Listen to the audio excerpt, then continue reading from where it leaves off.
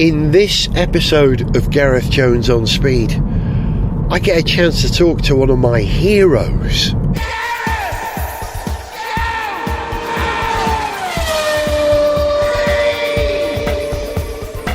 Hello, welcome to Gareth Jones on Speed. I'm Gareth.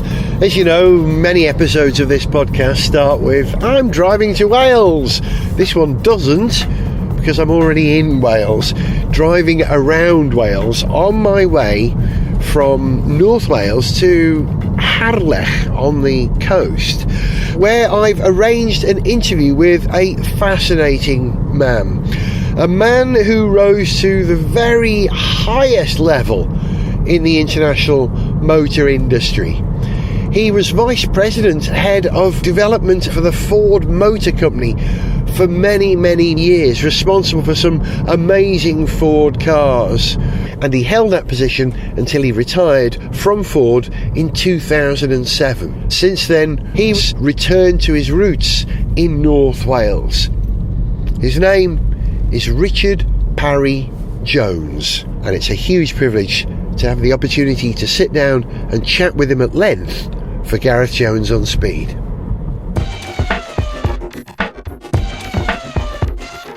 Richard Parry-Jones, first of all, I have to shake your hand. It's a huge privilege to meet you. As listeners to my podcast will know, I'm a lifelong Ford fan. I grew up in a family where we always had Fords. And I'm a car nut. I've read all the car magazines since I was a child. And every now and again I noticed a Welsh name cropping up in reference to my favourite car company, Richard Parry-Jones. We're not related, are we? Not to my knowledge. Explain to me, how did you make the journey from Bangor to one of the highest positions in one of the most prolific car companies on the planet? And we're in no hurry. I need to know every turn and every corner. How did it start for you then? It started a bit like you, actually. I was a young guy, 10 years old. And below that, when I started, I was absolutely fascinated by cars. And I was also curious about how things worked. So I started to sketch cars. I produced a little range of models as a young kid. And I collected, of course, model cars, dinky toys, actually. And my brother was Corgi. And we competed, as you do with siblings. I think it's around about somewhere between 10 and 12 years old. I decided I wanted to go into the car industry on the creative side, design, engineering, that sort of thing. And I always had a soft spot for Fords. I don't really know why. I just liked them. I liked the optimistic design in the post-war years, Mm-hmm. They were one of the early ones to bring American optimistic styling to the UK and Europe. Following the sort of the immediate post-war cars looked a bit like the pre-war cars. Yes, indeed, yes. But it's really like the Consul when it came out, then the Anglia, the Capri, the Classic, and then, of course, the Cortina. These cars were all about a different attitude, a different outlook on cars, where style was important, but also riding the wave of people actually being able to afford a car, aspire to one. And my dad had an Anglia, I remember that. We had before that a Morris Minor. And the contrast in the appeal to me as a young boy was remarkable. The Muggy was okay, but the Anglia, that was the future. Austin Rover car of that period, it was quite cosy. It was almost like a council car in some respect, but Ford brought a degree of internationalism to cars in Europe, straight edges. Like you say, futuristic design. The Ford Futura was an influence, wasn't it? Yeah, it was. But also, you can see little clues in the naming strategy. These were the days, but let's not forget, when affordable jet travel became a reality. So, the Comet was around, and people suddenly started to go to Spain and Italy for holidays. So, of course, part of the marketing genius of Ford was capitalize on that thinking by giving these exotic-sounding, but actually European names to their new models. As part of the Ford branding position appeal. Anyway, at the same time as all this was going on, I was taken to watch the RAC rally by my mum. Where was this? In Betws, right, yes, yeah. Actually, the Swallow Falls Hotel car park. Yes. I remember, well, there was a Zephyr, there was a Raymond Males, there was a Saab. 96, yes, Carlton. Absolutely. The excitement, the sound, the colours. I was captivated. And seeing those cars blasting through the forest on the edge, in an environment, of course, I loved, the forests of Wales, these cars transformed my view of motorsport. I like racing. My parents used to take us to Oldham Park, yes. to the Gold Cup, yes. which, of course, is famous in those days. It was Graham Hill and Jim Clark in Lotus Cortinas. You can't imagine. Formula One drivers just there, and let's have a go in the saloon cars as well while we're here. Yeah. You can't imagine that now, of course. Totally different world. So I was exposed to a motorsport as a kid by my parents and really got the bug. So, of course, in the end, what I did when I decided to write to Ford as a schoolboy and say, I want to join your company. Did you really? Yeah. And they wrote back and said, well, it's great. You're a bit young yet. Right back when you're, roughly 16 and do well at maths and science. Anyway, I wrote back, of course, on the day I was 16. So you were educated in Bangor? In Bangor, in the Friar School, Yeah.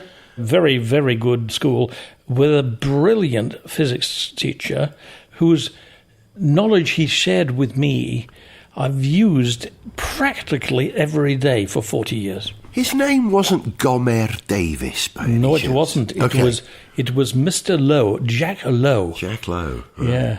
Anyway. Yeah, he's had a great influence on Fords for the last 30 years, ultimately, then. In an indirect way, although he was also the guy, when I shared with him my ambition to be an engineer, he said, you wasted time. Welsh people don't become engineers.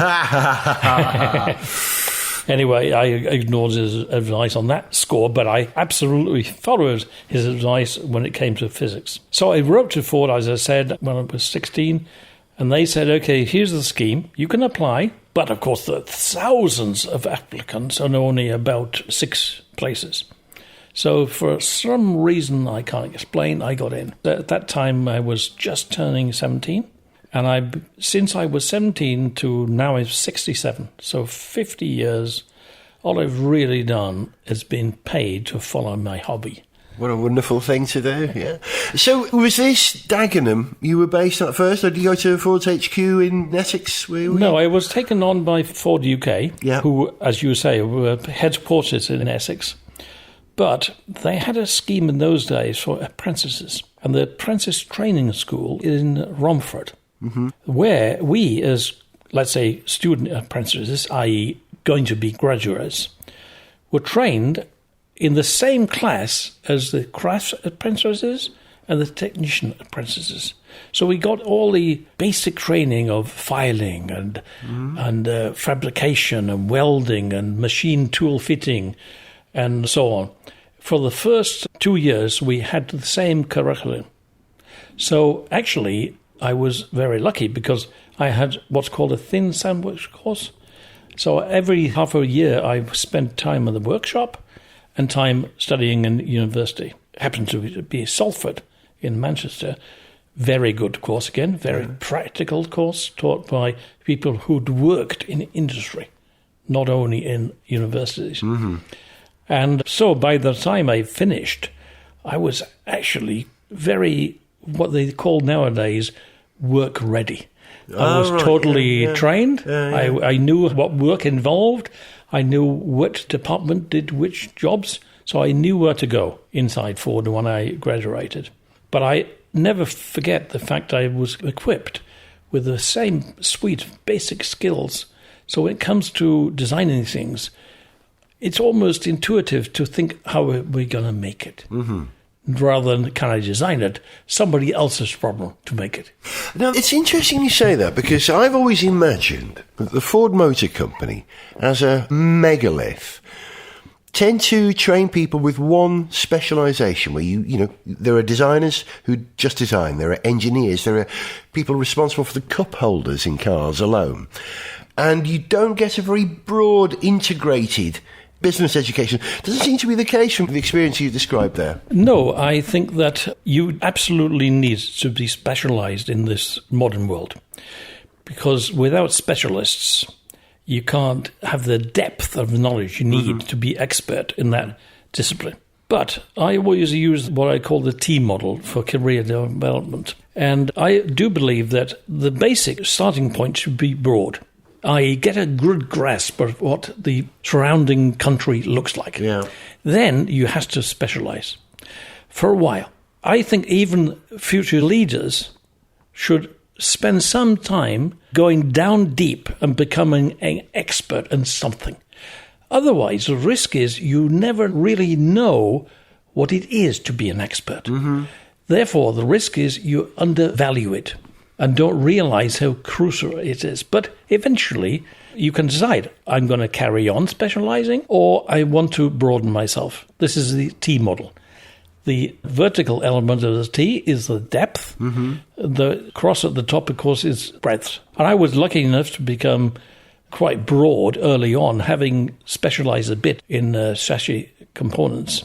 And later on, I was lucky to have total responsibility for a whole car in my 20s. You can't believe it, can you?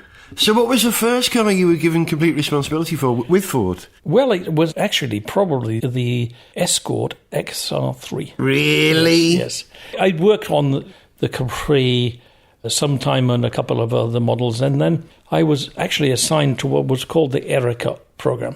This was the very first front rail drive Escort. We did a lot of work on that, and I was junior, but I was really learning fast and quite influential in the specification and so on. So this is what, 1978, 79? Yes, it is. Yeah. You're right. And at that time, I went to America for a few trips to start to seed the Escort as a world car. There was first attempt really since the Model T. And then I went back and was given the chance to work with a colleague to specify the XR3. This was Bob Lutz behind it. He was joining Ford Europe in those days, and he was really fascinated by the Golf GTI, as we all were. And he said, we need something like that, something to, compete with that GTI. So we set about designing the derivative of XR3. To be honest, you know what we did? Actually, we designed our own company car. It was for us. Really? We were guys in our 20s. Yeah. And we knew what we wanted. Wow, great. And we suspected the way we really liked it. Can I comment on that? One of the successes of the Ford Motor Company, in my understanding, was that this was one of the first examples of a car manufacturer who built cars that the employees of the company themselves could afford, and ultimately guaranteed, therefore, the success of the company. This sounds like an extension of that, where Ford people are building cars for people who will buy Fords. Certainly, there are parallels there, you're right, absolutely. And, when we launched it, the Escort at that time became the best-selling car in its class, so-called C-Class. And the XR3 sold 1 out of every 4 Escorts was an XR3. Yeah, I remember. So we were wildly successful, beyond our dreams. And then, of course, we did the XR3i, and I was promoted again and again. It was quite interesting. I was lucky. I had bosses who saw something and took a risk. They gambled a bit on me. So I was able to take on bigger and bigger projects. And as long as I performed, I could repay that trust. Then, of course, I would have an even bigger job. Once again, my impression of Ford is of a very conservative company because of its size and scale. And yet you're talking about a firm who are taking gambles on a spotty, soft lad from northwest Wales. Were they bold and brave? I think it is a mixture of as many things. There is an element of conservatism in any large company, risk averse and so on, which makes sense. But it's not so rigid that there aren't plenty of examples of being confident enough to take some risks. So certainly in personnel, what I liked about Ford, in those days especially, was it was really a meritocracy. It didn't matter where you were from, how you spoke. It only mattered not who you know, and what you can do. And of course, for me, in let's say the late 60s, early 70s, in UK industry, that was actually quite refreshing. And this is very much about the American culture coming to UK and spilling over. So, yes, they were willing to take risks, but it was a controlled risk. You know, they could easily intercede if they didn't like what they saw. Right, yeah. But they liked it, so on it went. Sort of a safety net, really. Yes, I'll give you an example much later in my career. I went to the US to do a research job, and I came back to help the head of manufacturing sort out a new way of working in Europe. That was a short-term special task force. It was working in Dagenham, I remember that. Towards the end, he said to me, the head of manufacturing in Europe, "What do you want to do next after this task force is over?" And I said, well, actually, I'd spent all my career in R&D. I'd like to spend a little bit of time in manufacturing, not because I want to switch disciplines and become a long-term manufacturing guy. But I think if I spend time making the cars I designed, I will come back and be a better designer. He said, I buy that. I like that thinking. Okay, where in manufacturing do you want to go? I said, well, the logical place to go is process engineering. It leans heavily on what I know, so it's not too risky. He said, waste of time. Yeah, absolute waste of time. You really want to learn about manufacturing, you have to run a plant. So I said, oh, yes, but I don't know how. He said, this was Friday. He said, go home, weekend, I'll have a think about it. Come and see me on Monday. So I went and saw him on the Monday, and he said to me, I hope you have your bags packed. I said, why? He said, because tomorrow morning you start as head of the manufacturing plant in Cologne. Oh, Lord. Wow. I didn't speak a word of German. Wow. I never worked in manufacturing, proper job in manufacturing in my life, and I was going to be suddenly in charge of 8,000 people, making 1,340 cars a day. In the shift pattern we had, that's one every 52 seconds. I said, are you sure? He said, oh yeah, I'm sure. Off you go.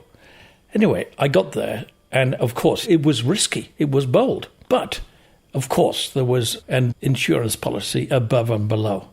So I had very experienced first-line report team who knew everything about the plant and basically wouldn't let anything bad happen. And also a boss who was ex from this level, who knew the network of people who work for me and could therefore always check, how is you doing? Anything I need to know, good and bad? So I was really well sandwiched. Yeah, I was going to say the sauce in the sandwich, you know, giving it a new texture. Yeah. So that sounds like another example of Ford being fairly bold. You're now installed in Cologne with responsibility from the bigger European Fords. Was this Granada period? It was Granada period. Actually, Scorpio. Of course. Yeah. And Fiesta. We made roughly 1,100 Fiestas a day and 250 Scorpios. I spent just over 2 years there, and I was about to go down to Portugal to set up with VW. It was based on Setúbal, just south of Lisbon. Charan, Galaxy, and eventually Alhambra. VW designed it.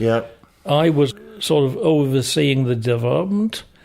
I'll tell you an anecdote about that. Yes, I'd love to hear that. We used to go on these drives with the VW team and Ford guys. And then after we drove around the countryside with the prototypes, we would sit down together on two sides of a long table to debrief. I was, of course, on the Ford side, and all the guys like Seifert and so on, and Piesch were on our other side. Wow. We started the debrief, and Albert Kaspers was my boss at the time, said when the VW people invited us to comment, he said, well, I give it to Richard to comment. He's our expert. So I started talking about the various things, and the response from VW was it wasn't an issue, it was not sensitive, it was not a problem, and so on and so on. We went through again and again. PS was sitting on the table opposite Casper's, totally quiet. He wasn't even looking up. So you didn't know, was he thinking about and listening, or was he doing something else? But after about 15 minutes, I said something about the steering, and he didn't look up. He just said, had recht.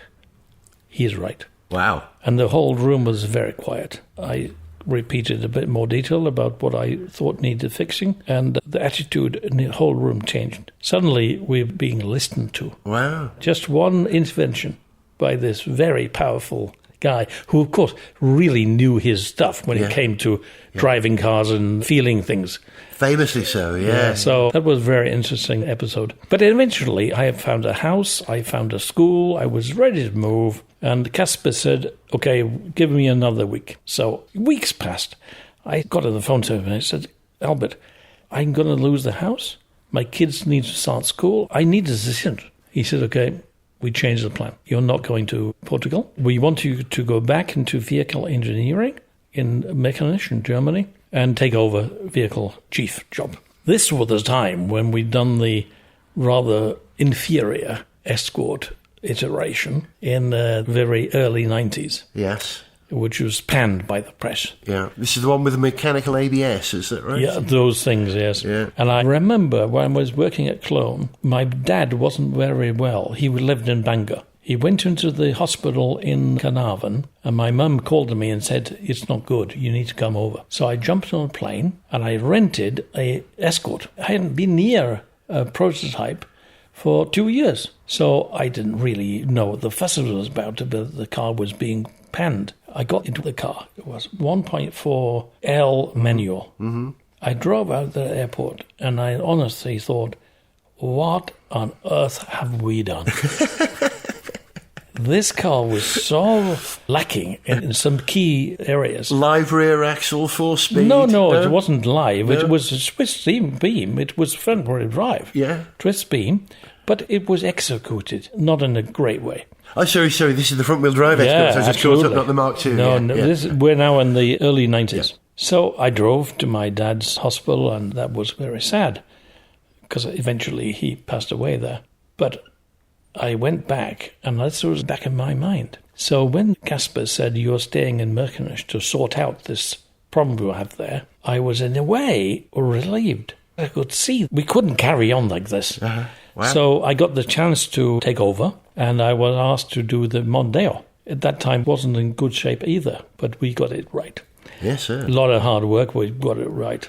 Also, to fix the Escort, which was very hard because the car was not stiff enough in a few very important places, but we had a great little team. Actually, we never made a great car, but we made it decent, and we relaunched it in 94. Anyway, during that time, we got the car of the year with Mondeo, and I remember hearing the news from a colleague in my home in Germany. And I'd been working so hard and put so much emotion into this car, I just burst out crying. Oh. It was a mixture of joy and actually relief. Yeah. Validation that the decisions you'd made were correct. Yeah, and out of that team effort, we built a competence and a new process, which then allowed it to do a series of hits. Mm-hmm. We had a system that could repeatably produce best-in-class cars. Colour is, of course, in the focus. Can I ask, did you grow up in a bilingual household in Bangor? No, sadly not, because my dad spoke Welsh quite well. Yeah.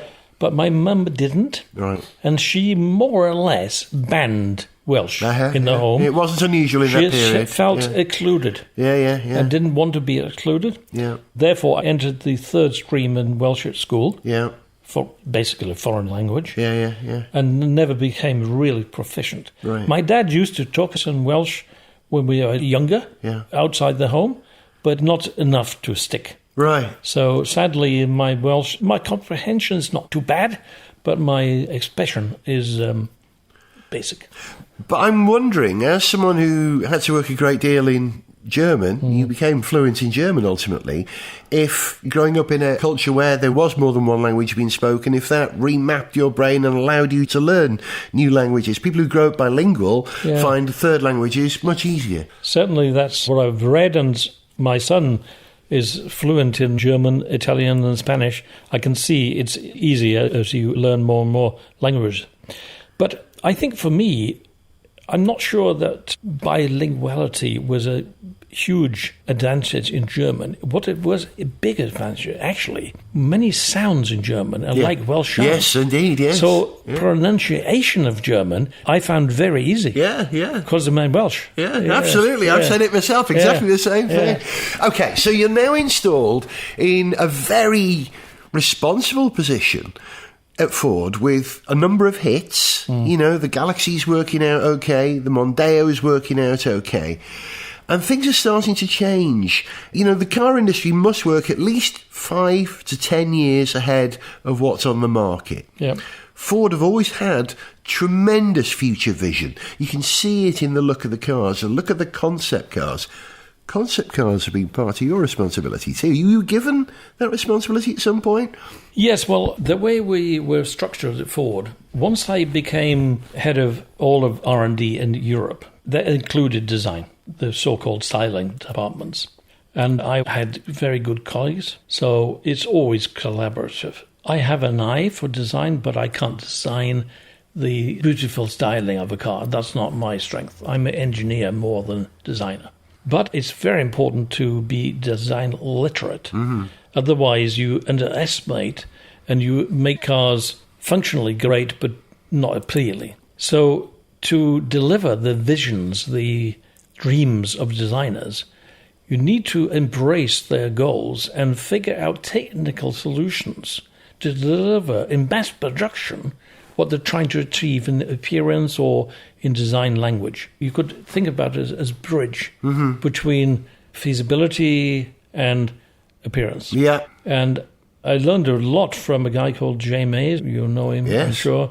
He was very influential in my grasp of how engineering and design work together to do things not so straightforward. Yes, so we did quite a few concept cars. I think I was part of a movement, not only Ford, other companies too, where we used concept cars not only to provoke thinking as quite outlandish, far-flung ideas, but more and more to trial and tease potential future models. In other words, concept cars became more strongly linked to future production. Of course, nowadays, it's pretty normal, but in those days, it was quite a shift. And people may be cynical and say, well, you're going to do it anyway. It's not true. We really put something out there we know we could make, but we gauge how well it goes down before we either firm up or modify our plans. So talking about cars like the Zig and Zag were under your tenure, is that right? Yeah. The Indigo GT90, was that part of yours? Yeah, absolutely. I'm trying to remember some other 90s Ford concepts. Well, the one that sticks in my mind, I'm going to struggle for the name now. We showed it in Tokyo. It's very, very boxy, orange and white. Oh, the C. I know exactly the car you mean. Yeah, it was shaped like a Simca 1000. That's right. Yeah, classic three-box saloon with carriage doors. Did the rear doors open, hinged at the back? That was a great car which never went into production. No. Can't remember what it was called now. No, it's like the C-Box or something, wasn't it? Something like that. With a very interesting designer we brought in as a consultant. Jay Mays brought in to help us think that through.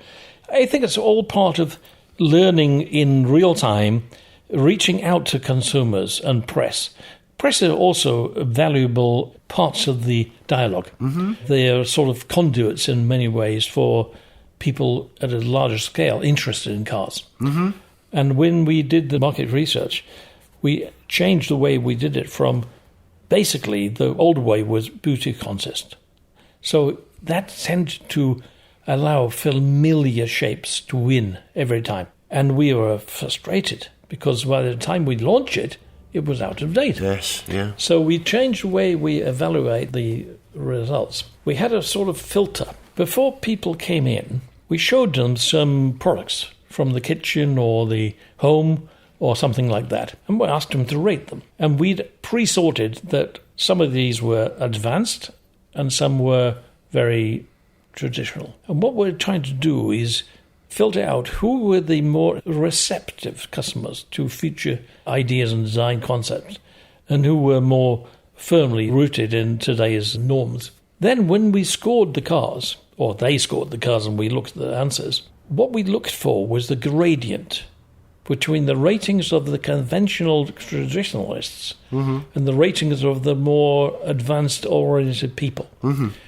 So the steeper the gradient, the more we value attached to that design. We're looking for, if like a vector, right? Yeah, giving us a clue how things might evolve. Yeah. So often, once we started that measure process, the trend, as it were. Yes, it forecasted a bit. Yeah. And so what we were doing then was often not approving or choosing the winning design in pure ratings, rather picking the one that had the most future-proofing built in.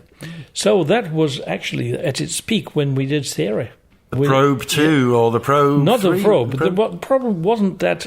Well, as a concept car, it was advanced. Yeah. The road car was not so advanced. Still rear-wheel drive when the Cavalier of the same period was front-wheel drive. Yeah. No, that's not true. Oh, really? Probe was front-wheel drive.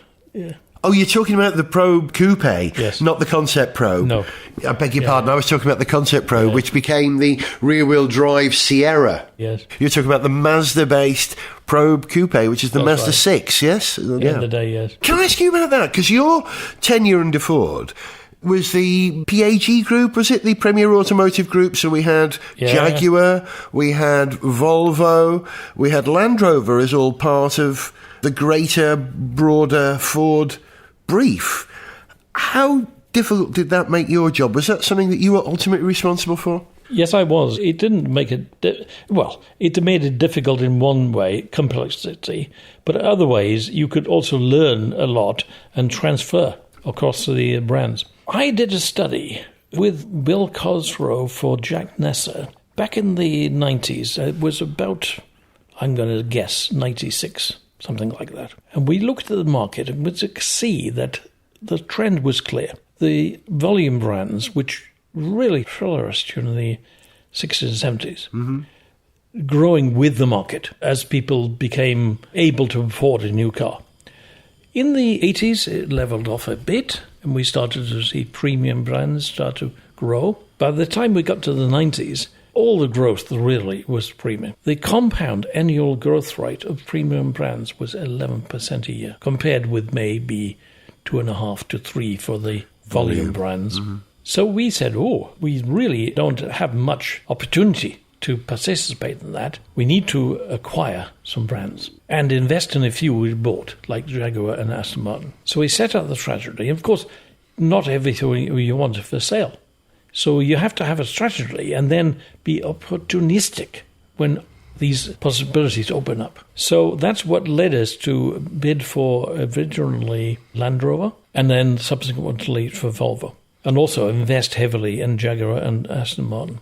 We also invested in Lincoln, but Lincoln was never a worldwide brand. So I think limited ability to penetrate outside maybe USA and possibly China. Anyway, we put the whole thing together, and we then had like a back room called PAG, which looked for synergies across brands, a bit like VW, to use common parts that weren't central to the brand and only create unique parts for the brand essential elements to drive scale. And, Aston Martin is a good case in point. We put together a plan to invest $350 million in the company to raise production from 500 to 6,000 and, in a way, secure the future of the company. Built Gaydon factory and R&D centre, hired over 1,000 engineers, versus 6. And eventually, of course, when Ford got into trouble during the banking crisis, then all these jewels had to be sold off, which I found very, very painful. Did you vote against that? Was there a vote? Was there ever a big meeting? I lobbied against it. Right. But, I must say, it was one of those terrible situations where it's like the family home. Yeah. And you have to sell some of the silver to pay the bills. Otherwise, you lose the whole thing. So what was your argument? Keep Jaguar, keep Aston Martin, sell Volvo, sell the shares in Mazda? What? No, I think that if I had to prioritise, I would say that Mazda would have been my least important thing to hold on to, because it doesn't allow you access to a premium market. Yeah. Whereas I think Jaguar, Land Rover and Volvo were all very well positioned to really ride that wave of premium change, which, by the way, we see today still continued. Yeah. And nowadays it's accessed for more and more people by personal leasing plans. Yes. So nowadays you can buy or lease, let's say, a premium brand for a few quid more than a normal brand per month. Well, it's one of the great questions that you see applied to Ford all the time. What is premium? Yeah. I remember when the Mondeo was measured against the BMW 3 Series. Yeah. What are you really paying for? It's a brand, isn't it? I mean, Ford can turn out cars as well made as anybody, allegedly better than most. And yet, the base Ford is never going to be a premium brand. So you had to have access to Aston, Jaguar, Land Rover and the like, didn't you? I believe so, and I still believe that, to be honest. I mean, the rational world of buying, you'd buy a Ford. Yeah. Because it's reliable, it's good value, it's just as premium to drive as many fancy brands' names. But people don't buy it rationally. They don't, do they? No. They want the cachet of the premium brand to, in a way, to advertise socially they're successful. They can afford better things. Yeah. And aspirational. Of course, in a way, that does constrain how premium you can make the car. Mm-hmm. Not in, let's say, functional terms. Certainly in terms of luxury touches. If you put all the elements into a Ford that we say put into an Audi, you can't command the price of an Audi, so your margin is squeezed. Yeah. So, some of what you get when you buy a premium brand is real. It is something they give you in exchange for the higher price. But the amount of real stuff you get in a premium brand is not anywhere near as much as the price increase you pay over a Ford. Yeah. I think brands like Volvo and Land Rover always appeal to me because they don't only offer premium in luxury sense. You can do more with them. If in the case of Land Rover or Range Rover, you can get all the luxury, but you can also do more things with the car. It's ultimate ability. Exactly. Yeah. Volvo, famously, you're buying safety as part, an additional part of the package. Yeah. So it's a bit more, what's the right word? I think those brands have more substance behind the premium offer. Yeah. Well, Ford is famously a blue-collar brand. It's a car for the masses. That is its strength and arguably its weakness as well. Would you say that because of its core identity as a people's car, when Ford tried to do Gear, GTXLR, Vignale, it's never quite going to work. No, it's ever. Not premium, in my opinion. What it is sort of near premium. Because what they're trying to do, which I think is correct, they're trying to showcase the fact that underneath the badge, there's actually a premium engineered vehicle. Yeah. So how to get some customers to buy into that? By giving a reason to say, I should consider that. Because it's got Vignale version, it's got all the features I want, nice leather and this and that, and so I can allow it to be added to my list of thinking. Also, some customers are almost inverse snobs. They don't want to buy the obvious premium brands. They want to buy something that is very good value, but they don't pay that extra piece just for the name. Yeah. So that market is also accessible to Ford. So I think that's right things to do, but nobody should ever kid ourselves. It's going to allow Ford to climb up to the brand price point of, let's say, Audi. But it's extra. If you don't have Vignale, you'll definitely have average Ford price be lower. Oh, right. So you have to do something like that. Wow. And as we said before, the underlying engineering the way it drives, the quietness, the smoothness, and so on, absolutely on the level of Audi. So why not try and communicate that with a little bit of premium over, I won't say dressing up, but prepping up. Yeah, I get it. Okay, I have to ask you about arguably your greatest hit, arguably the car which I most associate with the Richard Parry-Jones name, and that's the Focus. That was a huge change for Ford because it was all about handling. That was the first time in many years that a Ford had been sold on its handling. You're directly responsible for that. Can I shake your hand again?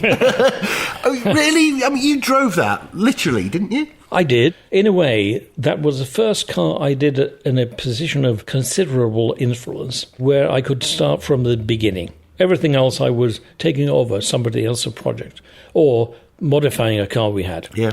Focus was brand new, worldwide car, and I could start with a clean sheet. But we'd learned so much on Mondeo and on the Puma and the Fiesta and so on.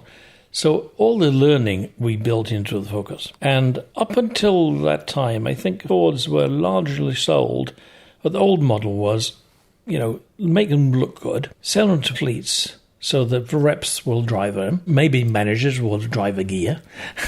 And, you basically knock them out and sell them in huge volume to fleets. As users' choices became into the market and more Japanese came into the market, aiming at fleets, Toyota and Honda and so on, our strength was under attack. So I realized it couldn't carry on the way we were. We needed to produce models or vehicles that in design terms and in driving terms, retail customers wanted to buy, desired to buy, not were given by the fleet manager. And that meant really raise our game. So we aimed high.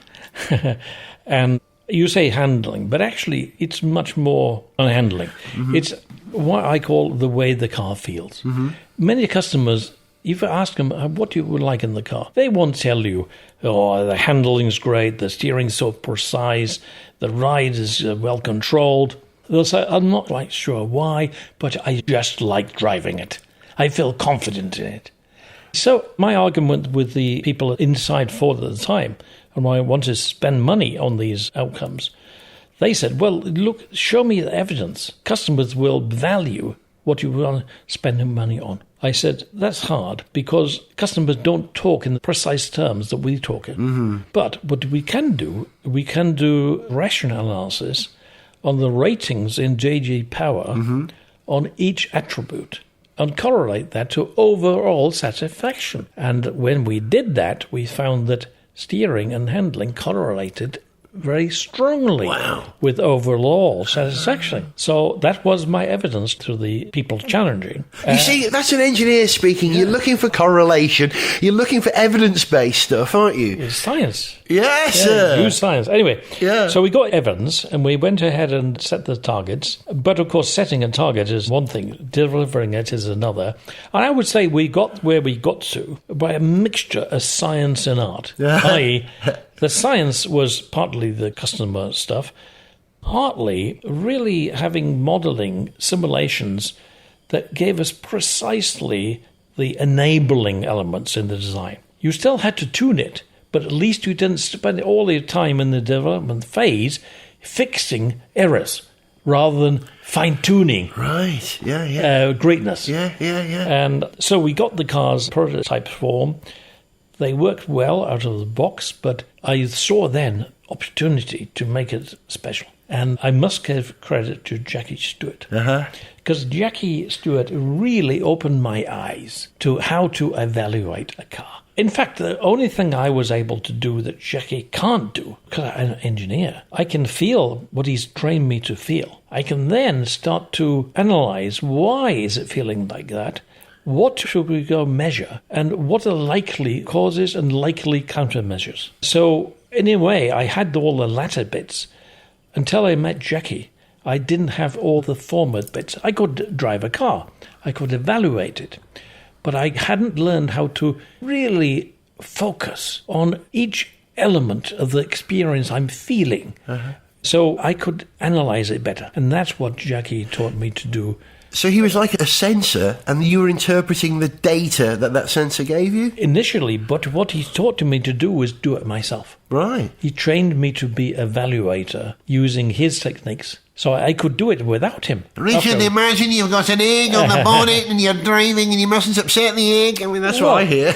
One example is many development drivers of the day, they jump in the car. The car is being fueled to the brim by the technicians. Engine's been warmed up. The car's ready to go. It's even done a few laps, so the brakes are warm, the tyres are warm, and everything's good. And people jump in, full throttle, charge around the circuit, on the limit, come back and give feedback. Jackie said, this is ridiculous. No, we get in the car, we insist it's off it cold. We have to fill it ourselves. We have to unlock it ourselves. We have to start the engine ourselves. The whole process that you usually go through, yeah. Exactly. And what he taught me to do is, at each step, slow everything down. So you can really absorb in fine detail what's actually going on. Sounds, haptic feedback, everything. And, that's what led to the 50-metre test. It was my idea, but it was based on the learning from Jackie. Okay, and at that point, it would be a huge pleasure for me to take you outside to this Ford Focus Vignale I've turned up in today and do this famous 50-metre test. Will you show me what it's all about? Absolutely. Well, excellent. Let's go outside. Gareth Jones on speed!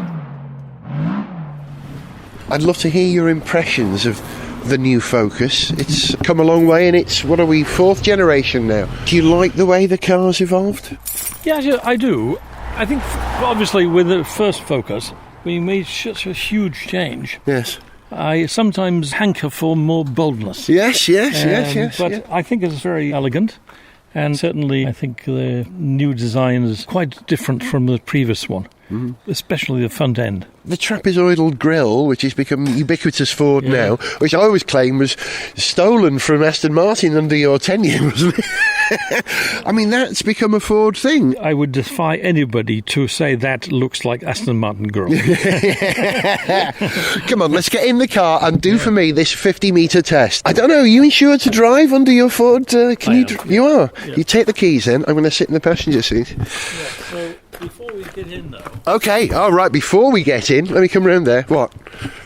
We must operate the door handle. Right. So what I'm looking for here is how much free play is there before you engage the mechanism, and what sound does it make? Listen to that. It's quite damped, not clackety. Put the mic down there. Yeah. So it's quite damped, which is good. The free play maybe a bit more than I would look for. Yeah. Then I'm looking for how does it feel as you increase the release effort. Oh, that's nice. Yeah, you like that? Yeah. That must be very reassuring for you to know that the Focus is in good hands. Yes, and then we open the door and we're immediately going to shut it again. But listen. Oh, nice. Yes. See, that lovely thunk. Yeah. Soft thunk, no aftershocks, no tinniness. Yeah. Lovely, low frequency, reassuring sound. Good. And it continues once you sit in, and your first reaction to controls. I'm going to come round that side, I think, Richard. Fantastic. What a treat. So, your first impressions. Have you sat in this model of Focus? No, I haven't actually. No? First impressions? It's always important, I would think, your initial response to anything. It is. First impressions positive. I'm not sure about the soya milk. I think that's an optional extra. That comes in my version of the car. In my knee, but now it's much better. We've moved it. Little things, I like that. That's soft on the console. Yeah. So when you lean your shin over to the left, instead of having a hard edge, lovely and cushioned. Yeah. That's comfortable. Yeah. Similar over here. It's nice and angled to avoid any sharp edge digging into your thigh. So that's good. The seats feel very supportive. Yeah. Both on the cushion, but also lovely round the side of my back. not intrusive, not too much pressure, nice contact. Yeah. You give too much contact, too much support, and you get a car that's difficult to get in and out of, and that's important to Ford. It's got to be usable, isn't it? What you're looking for now? I'm looking for visibility out of the interior. On modern cars nowadays, to get the styling right, they tend to have more shallow greenhouse. Yeah. But this is not bad. I wouldn't say the best ever example of visibility from inside, but it's certainly good enough for the purpose. I'm not criticising it. I was told a story once about the Galaxy, which is one of yours. Yeah. Although you can't see the furthest point away on the nose of a Galaxy, Ford put it where a group of people who were given a market study told them they expected to find it. Do you know that story? Is that resonating? Any familiarity at all? No, because the front and the length of a car is not fixed by that at all. It's fixed by crash. Okay, and that's it. Yeah. So that's a myth, that story. I'm afraid so. Yeah, all great. you can really do with the visibility, you can alter the height of the eye point to see more or less of the road ahead. Right. And you also can fiddle with the slope or features on the bonnet, hood top. But the actual front end of the car, distance from the face of the bumper to my, what we call H point, Yeah, your hit points. that is fixed by crash. Right. It has to be there Absolutely. to meet the requirements. Yes. Okay, are we ready to drive yet, or have we got more studying to do? Well, normally we'd spend a lot more time studying, but we can do examples. Okay, yeah. So one of the things we do is we touch controls before we fire up, just to get the feel of them and the sound of them. We scrape things Yeah. with our fingernails to make sure it's not reverberating. So far, this car is coming across well because everything's soft feel, smooth, and impressive. Quality, definitely. Visually, mostly it works. One little area I would go back and tell the engineers to improve is the interface between the A-pillar and the headlining. There's a ridge there, isn't where there? maybe that could be more flush. Yeah. But elsewhere, I think it's well done. Look at this, for example, around the door pull and the door trim. It's very nicely inset and layered, so you can't actually see the joint. Yeah. Nice. And this also, ergonomically, is excellent because it naturally, this is the interior door handle, it naturally falls under your fingers as you reach for it. There's no conflict or awkwardness in grabbing it. Yeah. Very, Ergonomically designed. I think it's good on the ergonomic side, indeed I do. Let's fire up. It's auto, so... It is CVT, Okay, of course. that's interesting. Now, we have low fuel, and the sound was not alarmist sound. It was informative to make sure you know, but nothing rah-rah to make you panic. Yeah. That's important because in the past, some cars, there have been too much aggressive warning signs and sounds going on. This is, again, well done. Okay. Now, what we did then was we waited for the engine to stabilize the idle, and now we evaluate vibration.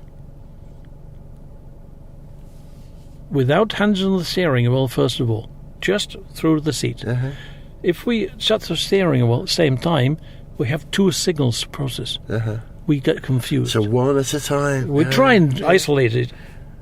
Again, pretty good, pretty smooth. Yeah. I'm not feeling much in the way of floor plan vibration. Then we shut the steering wheel, okay? Now, normally you shut like that. But I want to really feel precisely what's going on. Two fingers. Two fingers, not the whole hand, really. And that's how you measure. So give me NVH more sensitivity. Yes, of course. On the hand. Yeah.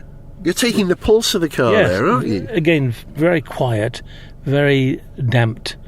So I'm not being disturbed by the engine, but I know it's there. I can hear a little bit of noise, very muted, but definitely you can hear it. Yeah. It's not completely silent, but it's not disturbing. So, now we can engage gear. With a knurled knob. Very Jaguar, isn't it, to have a knurled knob for your gear selection? Yes, although I guess nowadays we'd probably use the pedals more. Yeah. I'm feeling the play there. Happy with that? Puzzled. Oh, right. It shouldn't be as free as that. I didn't find it without really doing something unusual. Yeah. But not sure why it's there. But I tell you what's good. You go from neutral to drive, and the engagement clonk is very minimal. Now we stop. We drove forward a yard or two. I'll turn the radio off. There we go. And now we go to reverse. Now, there I heard what we call brake groan. Mm-hmm. As they lift off. Yes. Yeah. As you lift off the brakes and go forward and back. What I'm looking for here is lack of smoothness in the gears engaging as you go from D to R and vice versa. Yeah. I would say this is pretty good. It's not absolutely seamless, but it's damn good. Yeah. It's one of the things I noticed about this car, that when you're doing a 3-point turn with this sort of CVT, switching between reverse and forward is a little slow. It's not something which can happen quickly and smoothly. It gets there, but it's not immediate. I'm not unhappy with that. Not sensing that. Maybe I'm just a bit anxious these days. I'm just in a hurry. Oh, that's very nice. Now, immediately what I'm feeling is excellent performance feel, responsiveness. And you can tell that in less than 100 yards. Absolutely. And also the feeling of the steering. Just let this guy overtake. It's also well centered. Even at this speed, I try and push off center. I get little rise of torque in my fingers. Note 2 fingers here. Yeah. And also immediate gain, immediate change of direction from the vehicle. Not sudden, but immediate. Right. Nice modulation. We call it dosing. Dosing, yes. The amount of dose that you put in is what you get back in responsiveness. Dosing, that's a new term. I've never heard that before. It comes from the German, Dosbarkeit. Okay. Dosability. Right, okay, yeah. Now we are just increasing speed a bit to about 40 miles an hour, and we're looking for how the steering is continuing to behave. It's still very precise. Lovely feedback, intuitive feedback. So it pushes back towards the center, but not too hard. But immediately, not with a lash in the middle where you're not connected. Yeah. No slack in the middle. Exactly. I'm looking for that, and it's definitely in good shape there.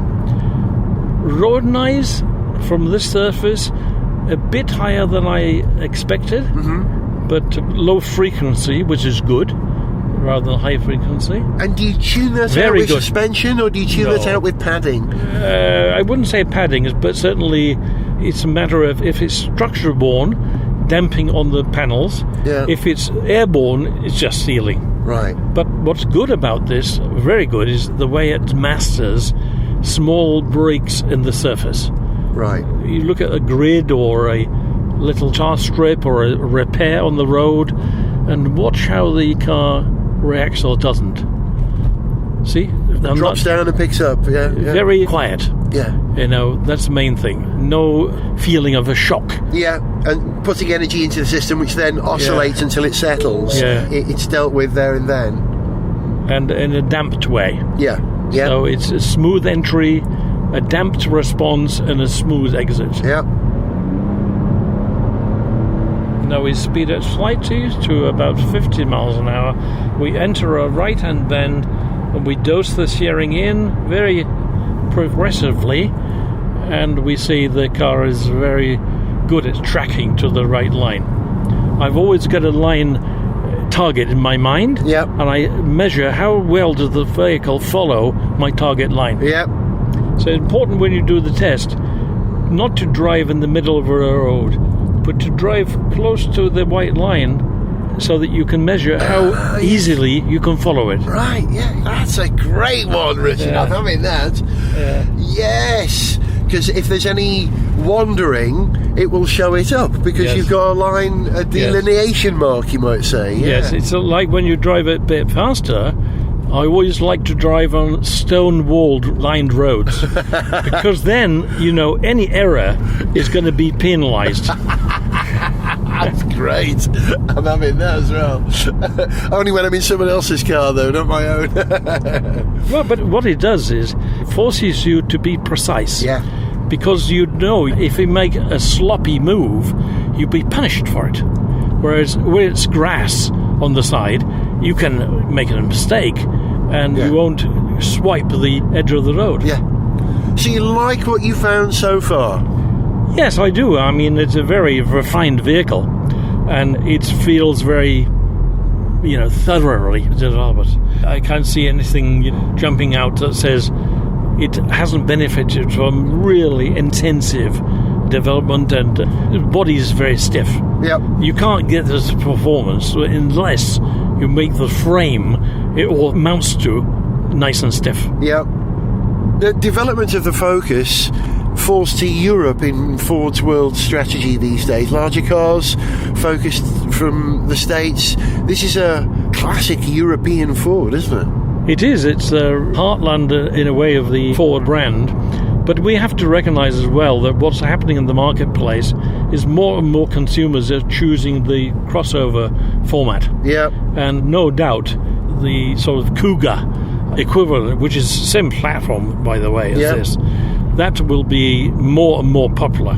Yeah. These cars still have their place, though, because not everyone wants a crossover. But more and more people, relatively speaking, are choosing the crossover format. Yeah. Cougar does well. It's one of the top selling. Does very well. Top 12, I think, at the moment. It's surprising, isn't it? How we've asked for more height in our cars. Why do we want that? It's not so much purely the height and where you sit. Yeah. It's also, if you have a certain footprint, i.e. area of the road you can occupy, the more upright you make the passengers sit, the more space they have to relax. Giugiaro's mega gamma. More leg room, more room for the hips. Yep. And, of course, cars are a bit wider now as well to accommodate a growing population. Yeah. And, nowadays people carry more stuff. Mm-hmm. So you need storage space in the cars, much more than even the past. Phones and coffees and iPads and So we've just pulled off into a lay-by. Now we can do a couple of other little things. We give it a little bit of gas to restart. You evaluate how well and fast it restarts. There's a speed, though. Look, we're only doing 5 miles an hour, but we can test returnability. Right, so the steering wheel springs back to centre. Yes, and if it's got too much friction in it, that won't happen. Right. So we can measure friction by that. Right, at 5 miles per hour. Yeah. Right, Excellent. Yeah, because high speeds will eliminate that. It'll get lost in all the other energies you in the drive system. through it. Yeah, indeed, yeah. It's still there, though. It's robbing you of information.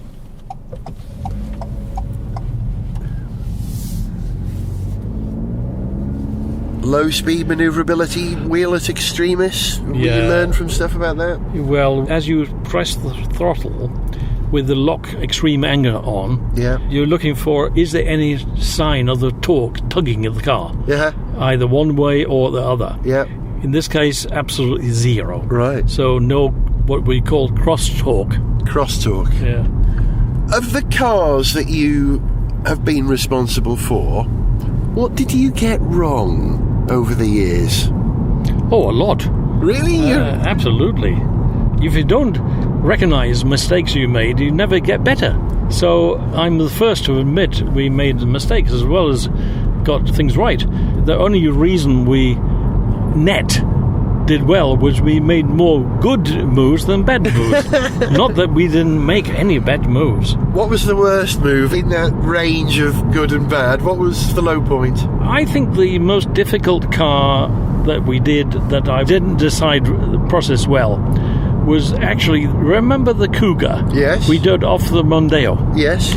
I think we didn't do a great job there. I think we overestimated how good the car would be because the Mondeo had done so well. Right. And we didn't really study the market well enough, or indeed look carefully enough at the challenges of doing it.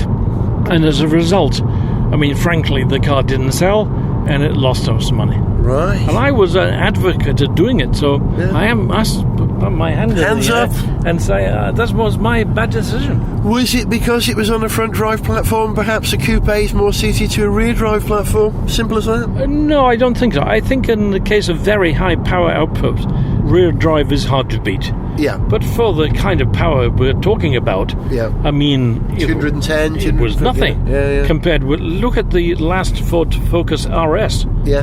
That was, 300 horsepower? Correct, yeah. And, no issues there. Yeah. So I don't think that was the issue. I think it was more, was the market really there? Mm-hmm. Was it refined enough for the price? And did we get the styling right? Mm-hmm. And I think in all these cases, my answer was either we got it wrong or we didn't hit the bullseye.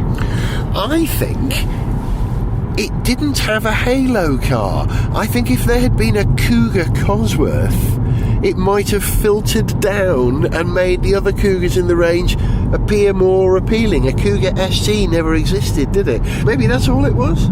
That may have helped, but I don't think you can say that such a simple magic pill would have fixed it.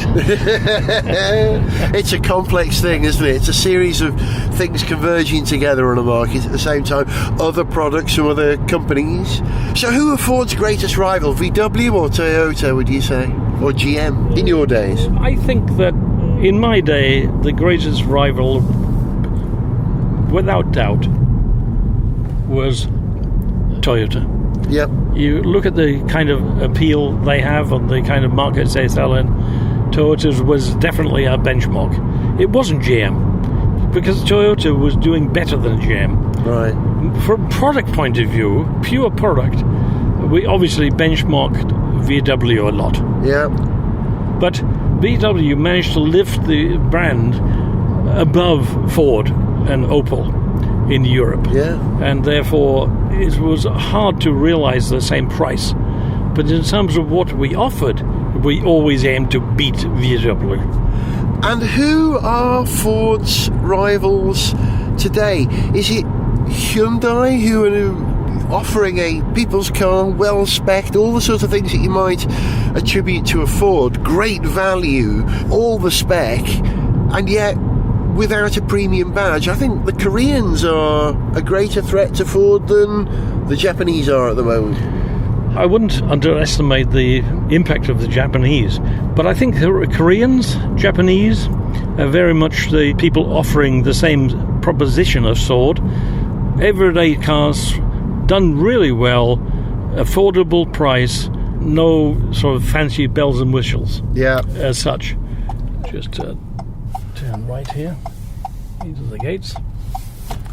So I think that the market for brands like Ford is still very strong. But you mentioned earlier, being a people's car, to every man, every woman in the car, is that a strength or is it a weakness? And the answer, I think, is we've gone through a period, let's say 1910 to 1980, when the demand for cars in America and Europe was growing so strongly, year over year. Ford's brand fitted very well. Then we get to the 80s and 90s and 2000s when we get saturated markets in the developed markets, but strong growth in China and India. And there we see Ford struggle a little bit in the so-called developed markets because the customers no longer take the cars for granted. Mm-hmm. And now they're looking for something extra, like a premium brand or something like this. But in China and India, many people still looking for the things Ford was famous for. Yes, of course. And therefore Ford has a very relevant role in those markets. And in fact, India is doing very well. In China, they've got a late start, did a super job for a few years. Right now, a bit down due to a bit of a hiatus in the model range, but they'll come back. And so I think in the growth markets, where value for money and so on is still very important, I think those are still very interesting market for Ford and its brand. And then we think about the future. The future, as we know, probably more towards mobility services rather than purely car ownership as we know it today. I personally don't think it'll become all that way, but it will become different, diversify. And with autonomous control vehicles, we can even see a possibility of there being pods rather than normal vehicles. And so suddenly, cars are becoming less of a status symbol and more of a transportation tool. Well, guess what? That sounds like a Ford to me. Yes, it does, yeah. Moving people. That was the premise, wasn't it? Mobilising... Mobility. Yeah, mobility. Yeah. It's written into Ford's almost strapline, isn't it? OK, I want to bring this to a head now. I want to briefly talk about your final days at Ford and where you are now, because you retired from Ford in 2007. Why? I'd done almost 40 years. And I was about 55, coming on 56. And I'd said to my colleagues and bosses at the time, I'm thinking about, winding down. So they were very good, by the way. I read a lot of data that says people who work flat out and then stop suddenly, they are not the healthiest. People who wind down very gradually over many years but remain engaged, but less pressure, they tend to do better. So I thought that makes sense for me. Also, I wanted to explore the world outside Ford. Don't forget, I joined Ford as a schoolboy. I'd never really known anything outside Ford. Yeah. After 40 years, I thought, surely I can, while I still can, I'll go and try doing something else. But I didn't want to work for a competitor of Ford. I mean, why devote 40 years of your life to building a company and then go and try and destroy it from another place? Yeah. Doesn't make sense. Yeah. So I didn't want to go and work for another car company. I thought I'd do a bit of government work because a lot of people criticize government for the things they get wrong, and God knows they get a lot wrong. But if you don't try and help them, you can't blame them. They don't understand what we know in the industry. So I joined forces with colleagues and government to try and crash this UK auto strategy, and recommended the council be set up. I co-chaired that for, I think, 6 or 7 years. And we tried to get the UK car industry back on its feet, and I think on the whole, I didn't do it, but the people in the industry have done it. All we did was create some more right conditions for that to happen. So I think working alongside government is an important role for experienced in technical or industrial people. Otherwise, you can sit on the sidelines and complain, but are you really doing what you could be doing to try and help? That's one thing I spent my time doing, also with Welsh Government, by the way. I spent, I think, about 5 years as chairman of the Ministerial Advisory Group, I think it was called, MAG, to advise ministers for economy, energy and transport. And that was interesting work. And I think we, again, influenced the government to a positive degree. And smaller governments, as we have here in Wales, you can turn things around more quickly. I mean, it's quite different to Ford, isn't it? No? The scale is smaller, you could say, but actually, you look at the responsibilities of a minister in any government, they're actually, the scope is far wider than any company has ever taken on. Yeah. So scope is a major challenge for politicians. And I think often politicians and even voters overestimate how much they can do. They can help, they can't fix everything. People have to fix things. So I'm currently, since I think April, I'm taking over the chair of the so-called WAF, Welsh Automotive Forum, which is a government body trying to help the Welsh auto sector flourish. So I'm still very much, since I retired, in fact, slightly before, trying to promote the sector, working in partnership with government and other companies. Do you know what? I remember reading a quote of yours many, many years ago, which I used in a song. I wrote a song about building cars in Wales. And the quote, I can't remember where I got this from, possibly Car Magazine. You said at one point, "I am Welsh through to my bones."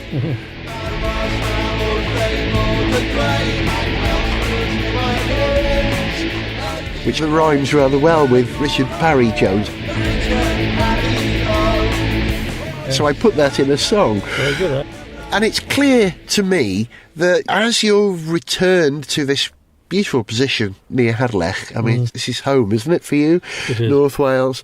That much is certain, but also, not only do you have cars through your bones, you still have Ford through your bones. And that's indicated by your refusal to go and work for a rival. Is that a fair summary of who you are, would you say? I think if you cut me open, you definitely find Ford Oval. Why am I not surprised? A huge part of my life. Yeah. And they gave me a lot. I gave them a lot as well, of course, but nothing I did would have been possible without Ford and the people who work there. Everything we do is driven by you. I think that's a phrase I've heard before. Richard Parry-Jones, thank you so very much for giving me your time today, your generous time. It's a huge privilege and a pleasure to meet not only someone whose work I'm familiar with in my favourite car company, but a Welshman too. Diolch yn fawr iawn. It was a pleasure. Thank you. To send us an email, see pictures, get song lyrics, join our Facebook fan site, follow us on Twitter, or to find out about sponsorship opportunities, go to garethjones.tv. Gareth Jones on Speed is made in London by Whiz Bang. Gareth Jones on Speed! Speed! Speed!